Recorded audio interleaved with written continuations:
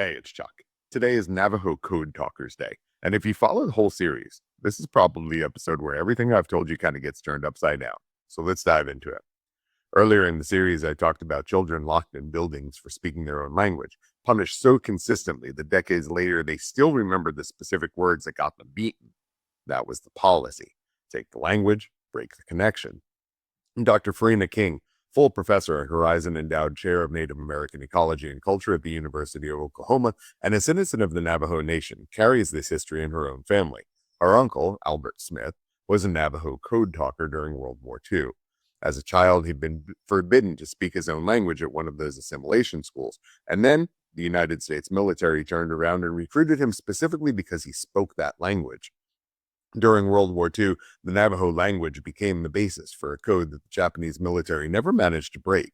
Native Marines used their own language, the one the government had spent decades trying to beat out of children just like Albert Smith, to help them win the war. The exact thing that was punished as worthless became strategically irreplaceable within a single generation. It was yet one more way a colonizer government extracted what they needed from the people that they attempted on multiple occasions to eradicate.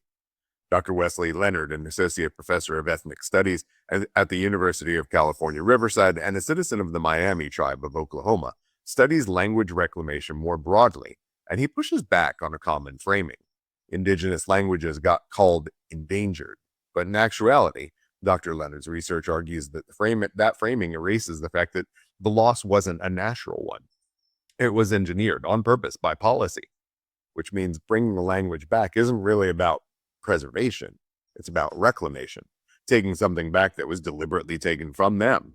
None of this was inevitable and none of it was natural. A government does not accidentally build assimilation schools, accidentally lock children up for words that they speak, accidentally reclassify a person's own tongue as a threat. Every part of it was a decision made on purpose by people who could have decided differently, which means the reverse is also true. What gets built by policy can be unbuilt the same way, one decision at a time, by people willing to make a different one. Albert Smith's language went from a punishable offense to a weapon that helped win a war without the language itself ever changing. What did change was the people who were willing to see the value, but they only saw that value for their own gain and not its intrinsic cultural, communal, and ancestral value. I'm Chuck, the Bald Therapist. Work on you.